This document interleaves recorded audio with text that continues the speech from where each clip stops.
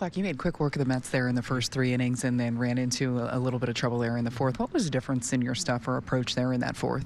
Yeah, just got a little too passive. Kind of felt like we were trying to anticipate the adjustments rather than just continuing to stay with the strengths and continuing to attack. So felt like I lost that release point a little bit for the backdoor stuff to the lefties, and then it kind of blended in throughout the ABs and had to bear down there and make some big pitches. So thankful to get out of it with not too much damage. How were you able to kind of bear down in that situation and just keep them to 2?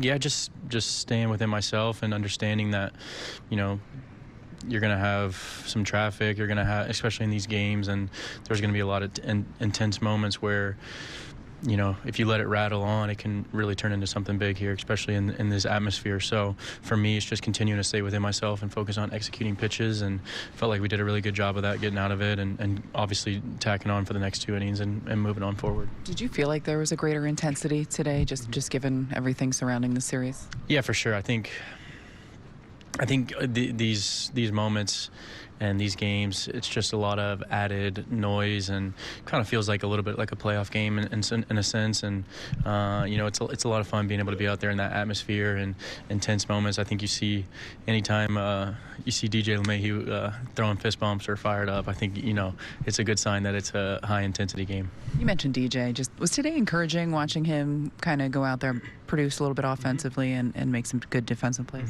Yeah, I think he looks like he's got a little chip on his shoulder, and obviously, like I said, very intense and just big swings there, and looked like he was hitting the ball well, all even the line out the 6th or 7th or whatever inning that was. He just looks fresh, looks like he's got his legs under him, so it's refreshing to see. How do you feel about your at-bats against Juan? Well, I got him once, so I feel good about that. I think he's obviously got an incredible eye. Made a couple really close pitches that third AB, and sometimes you pick your battles there. So I wasn't afraid of walking him, and made a couple close pitches, like I said. But we'll play for a tie on that. He got me once, so I struck him out. You agree with his assessment that wasn't a strike? Yes, that was at first. It's hard to see sometimes when you're moving fast, but I thought out of the hand it was a ball, and it was a ball. What do you make of the reaction that he's been getting this weekend?